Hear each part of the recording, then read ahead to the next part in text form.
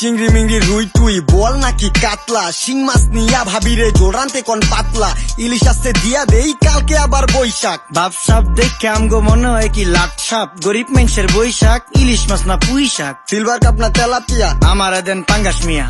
এই মাছ ধরতেও ঘিন লাগে হাত দিয়া। দেখছেন কি কয়, হ্যার লাগে ঘিনা, বাজারের সব জিনিসই স্বর্ণের দামে কিনা।